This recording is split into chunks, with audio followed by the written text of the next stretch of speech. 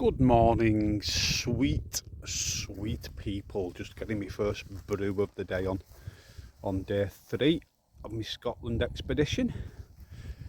Woke up, slightly cloudy, but not overly cloudy.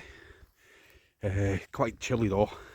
Can feel it on my fingers. My fingers are getting numb as I'm filming this.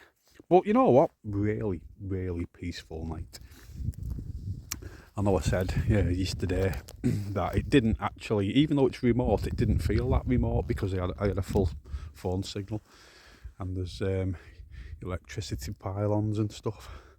But last night it did feel remote. I woke up at 2 o'clock in the morning, stuck my head out of the tent, couldn't see any lights anywhere, and it was absolutely silent. I had a really good sleep actually in there, thanks to my 2 pillows that I brought up from the car. So it's now currently 5 to 8 in the morning. My train's in just over 3 hours time. So I'll get a brew, take a slow pack up, and we'll get down to the train station at Rannoch.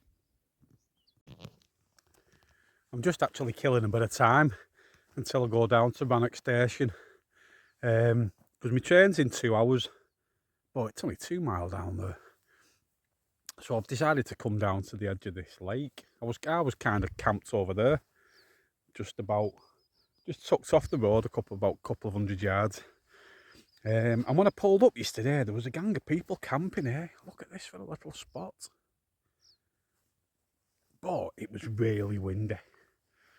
And I think they kind of thought, oh no, sod this for the game of soldiers. So they packed up and went. Because I was even thinking, oh, what might be camped down there at the side of the lake in this wind. But later on, the wind died down. And it's, I wish I'd have come here now. Because they all shot off about tea time. And I was half thinking, do you want to check that spot out? And I thought, no, I was cosy there anyway, where I was. And like, it was only an overnight base just to kill a bit of time till I get that chain. But waking up here would have been absolutely amazing. Look at that. It's like New Zealand. You don't need to go all the way to New Zealand on a plane, 24 hours away. I filled up my car back to the top in Pitlochry yesterday, and from leaving home to getting to Pitlochry, which is what, 30 mile down there, cost me like 45 quid for New Zealand vibes. Do you know what I mean? It's we're so lucky. We're so lucky in Britain to have this within a stone's throw. So I don't know how exciting today's going to be really, because the whole thing is just to go to Corrour station where there's nothing. Do you know what I mean? There's nothing there. This is just a box ticking thing for me. I've always said I'd love to go to Corrour. You know, the most remote train station, get off the train and then just wild camp somewhere near there, just knowing I'm by the most remote train station in Britain.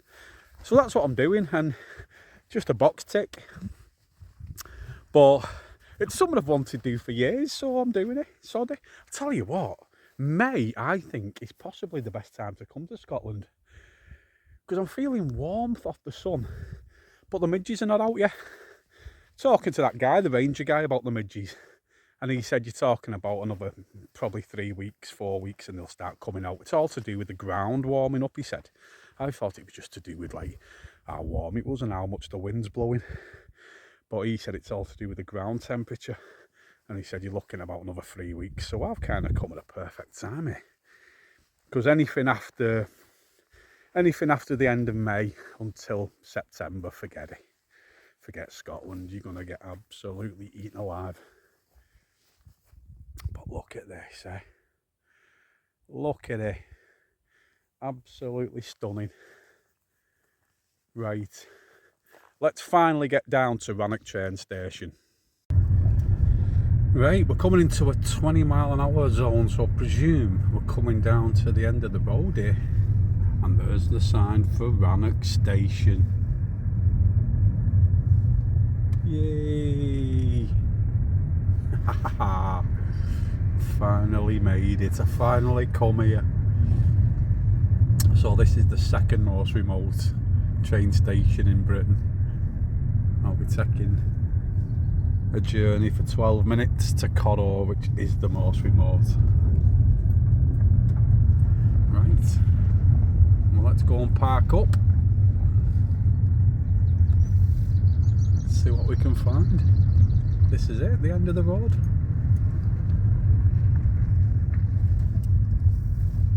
Rannoch Station, everybody.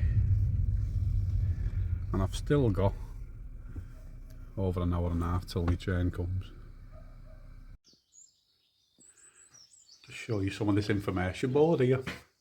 Tells you about Rannoch Moor. At 1,000 feet above sea level, the 56 square miles of Rannoch Moor provides one of the wildest and forbidding landscapes in Scotland. Treacherous mires, boulder-strewn moorland, complete lack of shelter and exposure to wind and rain makes this inhospitable environment. It is a constantly changing landscape, transforming itself according to the light, the weather and the season. Bit of a warning for walkers here. Walkers are warned that this is not an area to trifle with. The distances between shelter, habitation and stations are great, and there have been regular instances of people getting lost or stuck in peat bogs. Great stuff. Let the adventure begin then. I'll just show you Rannoch Station. It's beautiful. Proper beautiful little place. There'll probably be a few people turning up because the train's due in, well, about half an hour. A few people turning up here now. Because when I get off at Corrour, like I said, there's nothing there, but there is a youth hostel down towards the lake where I'm going to. Now obviously I'm not going to the youth hostel because there will possibly be people at the youth hostel, and you know what I'm like with people. But I'll be kind of walking not too far from the youth hostel, so I'll get a video of it. But there's no way am I going staying in a youth hostel with no doubt how many nationalities could be in there. But beautiful place, absolutely stunning.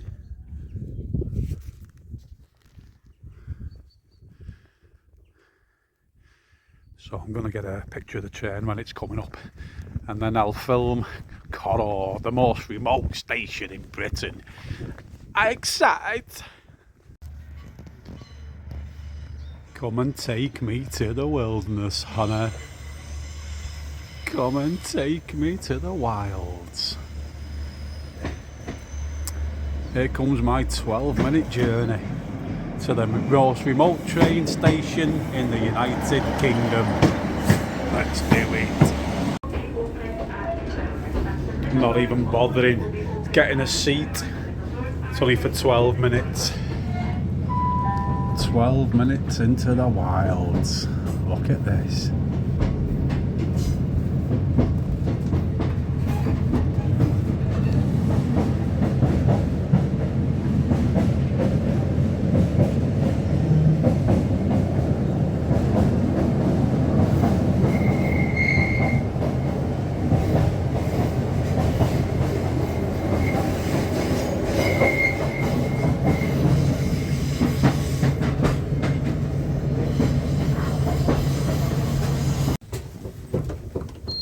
Big gap, so I might have to get a run up, girls.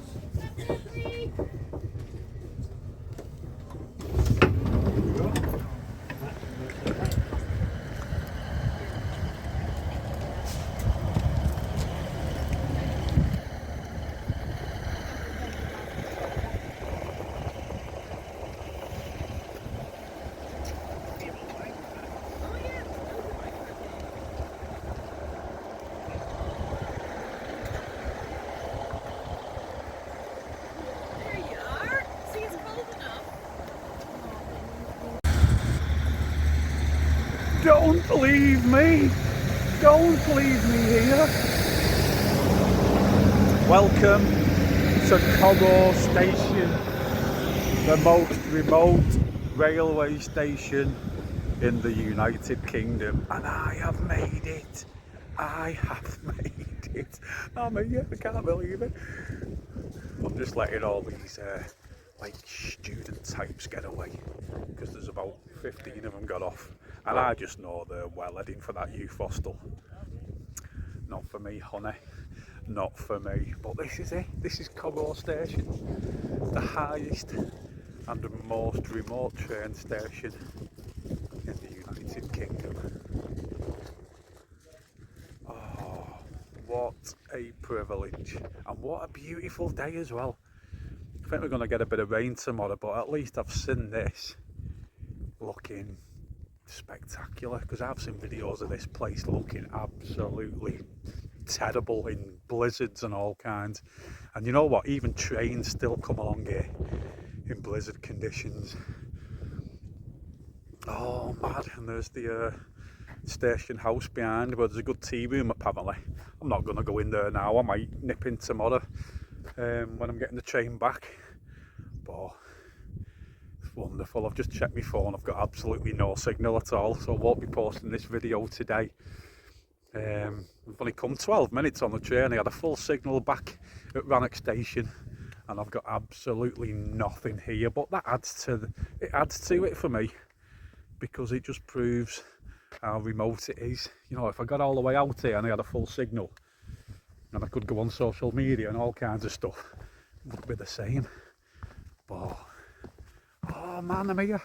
I'm at Corrour Station, the most remote train station in the United Kingdom. Back of the net, come on. The wilds, the wilds. I've just spotted the lock that I'm going camping at tonight. It's kind of behind me over there. I'm not sure if you'll be able to make it out proper.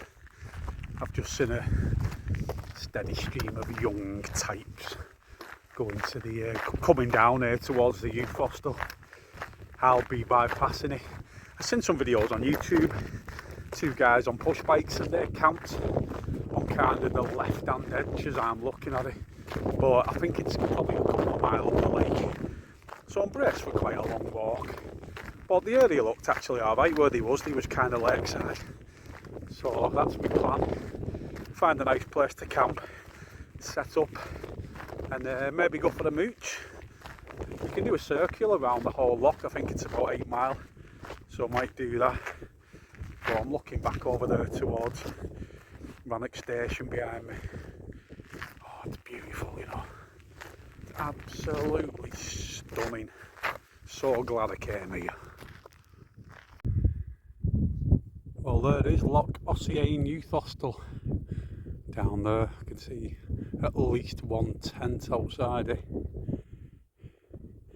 Needless to say, somewhere I will be avoiding like the plague, because I'm literally taking this left turn here. I can see a few people in the distance also walking, so unless they're from the youth hostel and they're just going for a walk around the loch. But I'll be heading to probably the top end of that loch, or at least 3/4 of the way up, finding a camping spot, staying well away from the student types. I'm a right unsociable get, aren't I? But do you know what? I don't come to the most wild and remote places I can find to talk to people. I come to find myself, and I'm finding myself. It's beautiful. You know, if Carlsberg did wild camping spots, I think I've even excelled that.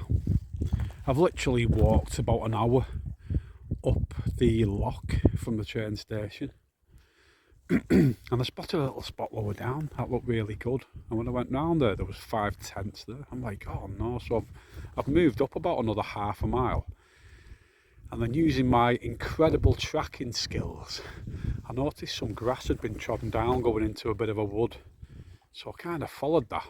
Thought it could be an animal track, it might be something leading me to a decent camping spot, and it was the latter. Oh, look at this bad boy, look at this. There's even a fire pit already here and wood. You know, someone has camped here before obviously, And you can see why. Some more wood piled up there. Could have a fire tonight. I don't know yet. Here's my little tent. Put all my kit in it already.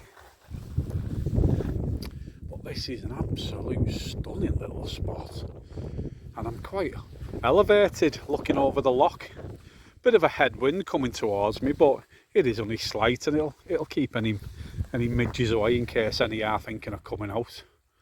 But look at this for a spot. What an absolute gem.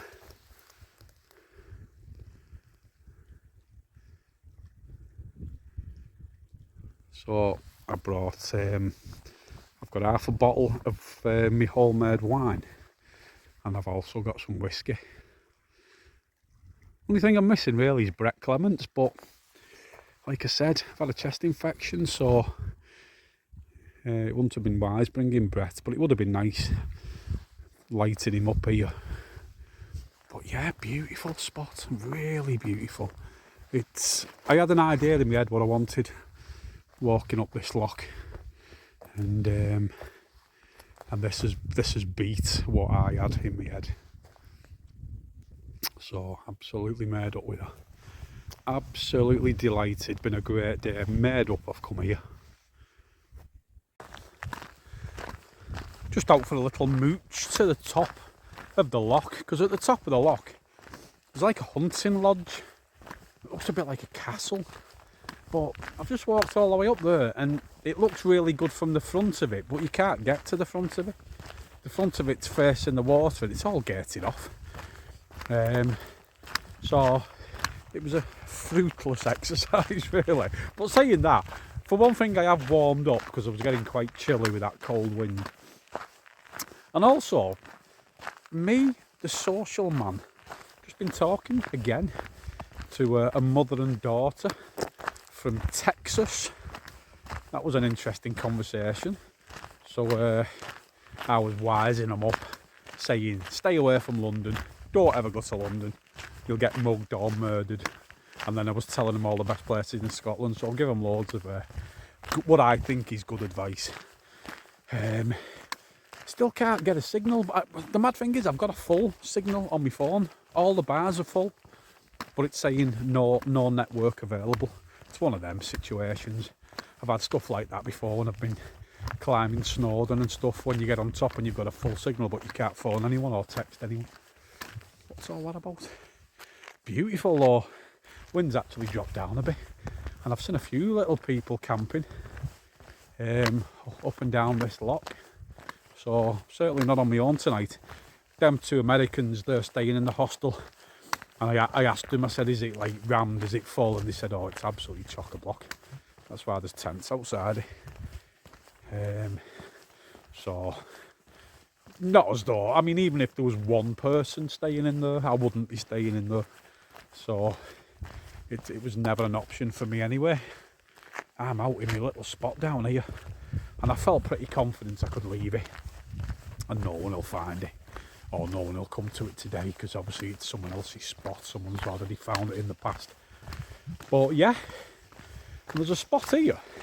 When I said I'd seen a video of two blokes or three blokes on push bikes and they'd camped at the side, and it was on this side. This is the spot over there, because as soon as I walked past it before, I thought that is the spot, them blokes. And I walked down and the fire pit's still there and everything. It's mad. I think they posted that about 2 months ago. So wonderful day today, wonderful. So tomorrow it's a walk back, an hour back to the train station. Might get something to eat actually when I'm in there, and then it'll be a 12-minute journey back to my car at Rannoch station, and then quite a long drive then. Not long mileage wise, but distance ain't too bad. It's only about probably 90 miles, but it's probably going to take me over 2 hours to get there because of the state of the roads and stuff, because they are tiny little roads up here. They've got to do that long drive back to Pitlochry first, and I'm going up to Braemar and then over to the Balmoral estate, and I'll probably just head straight for the Bothy, and then the day after that I'll probably go into Balmoral and go and find Prince Albert's cairn and stuff. And then after that, I'm kind of heading over to the west coast of Scotland, continuing this expedition. So I think I'll leave this one here. I think I've done enough filming for this particular segment. So what I'll do when I get back to the car tomorrow, I'll try and upload this and stick it on YouTube, and anyone who wants to watch can have a watch. And then I've got it for my memories as well. So, from Loch Ossiane in the middle of nowhere, adios.